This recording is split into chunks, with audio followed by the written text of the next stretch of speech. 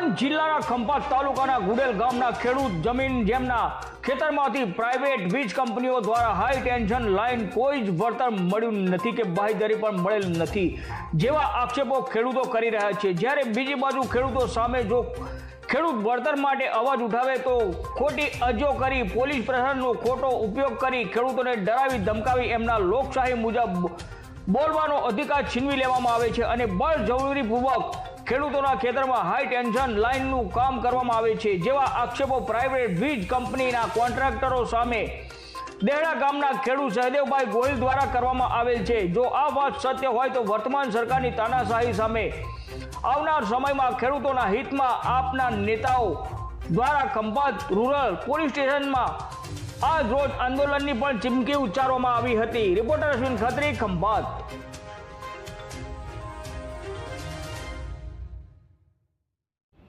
મારું નામ સહદેવસિંહ દિલુભા છે। હું ગામ ગુડેલનો વતની છું। મારા 255 256 હું ખેડૂતનો ખેતી છે મારી। બસ વિદ્યુત ફોન એટલે થાંભલાવાળા મારામાં બળજબરીથી આવી મારામાં થાંભલો નાખે છે અને મારા ધા ધમકી આપો છે કે ભાઈ થાંભલો તમારે નાખવા દેવો પડશે, બરાબર। મને કંઈ વળતર હજુ કશું આપ્યું છે કે નક્કી નથી કરતા અને બસ આવડી દાઈને નાખી જાય છે અને પોલીસ બંદોબસ્ત લેતા હોય। આજ મને લઈ ગયા હતા પોલીસ સ્ટેશન કે તમારા ઉપર અરજી થઈ છે, તમે આવો। તો બસ હું અહીંયા પોલીસ સ્ટેશન જઈને પાછો આવ્યો। મને સાહેબે પૂછ્યું કે તમે શું કર્યું? સાહેબ મેં કંઈ કર્યા વગર તો મને આવડી દે હેરાન કરે છે। ખંભાત તાલુકાના ખંભાત પોલીસ સ્ટેશનની અંદર ઉપસ્થિત છીએ। ખંભાત વિસ્તારનો ભાલ વિસ્તાર છે અને ભાલ વિસ્તારની અંદર હાઈ ટેન્શન લાઇન ખેડૂતોના ખેતરોમાંથી જઈ રહી છે, જેના કારણે ખંભાત તાલુકો હોય કે આગળ જ્યાંથી પણ આ લાઇન હાઈ ટેન્શન લાઇન આવતી હોય આ બધા જ ખેડૂતો કેટલાય ખેડૂતો હેરાન પરેશાન છે અને એ મુદ્દો આજે રજૂ કરીએ છીએ માનનીય આણંદ જિલ્લાના કલેક્ટર સાહેબ અને માનનીય જે તે લાગતા વળગતા અધિકારીઓ હોય એ બધા અધિકારીઓ આ ખાસ નોંધ લે।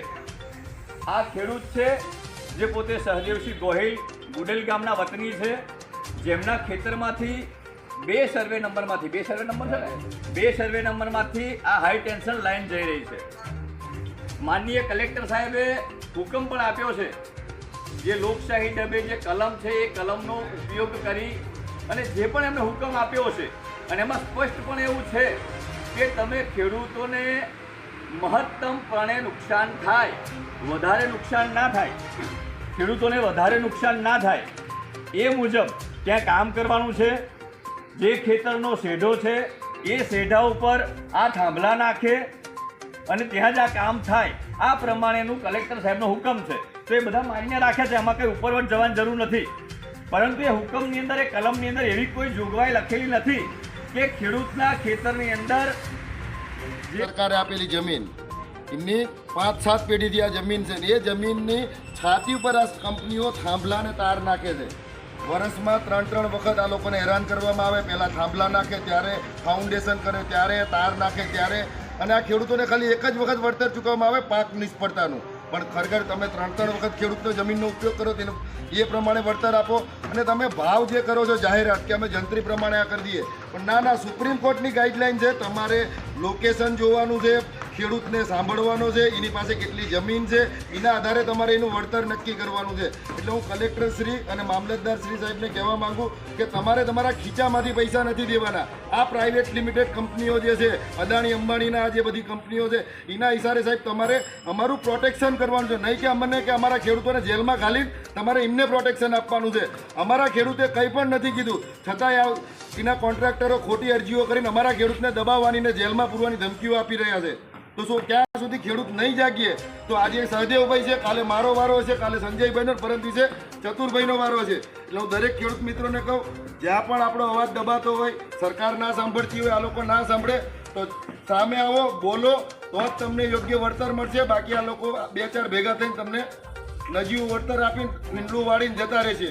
અને જેમ સંજય રાજે વાત કરી એમ કે ભાઈ કોઈ એવી જોગવાઈ નથી કે તમે કામ ચાલુ ડાયરેક્ટ કરી શકો, એ વાત સત્ય છે। જમીન સંપાદન નિયમ મુજબ પહેલાં પૈસા ચૂકવાય પછી જ માલિકી થાય, એટલે કે કોઈ પણ પ્રોપર્ટી તમે વેચો, દસ્તાવેજ કરો પછી જ ટ્રાન્સફર થાય, તો એને મૂડી કે હવે જ આપ્યા વગર તમે જમીન ઉપર કબજો કરીને કે દાદાગીરીથી પોલીસ પ્રશાસનનો ઉપયોગ કરીને કામ કરી શકો નહીં। એટલે ખેડૂત મિત્રોએ આ બાબતમાં જાગવાની જરૂર છે। આપણી 50 લાખની જમીન 5 લાખ રૂપિયાના ભાવની કરી નાખે છે, થાંભલો છાતી ઉપર મૂકીને ખેતરની. તો આ વસ્તુમાં આપણે જાગૃતતા લેવાની છે કે આ જમીન તમારી 2-5 વર્ષમાં હાઈવે નીકળે છે. આપણે જમીન જે 10 લાખની છે 50 લાખની થવાની છે.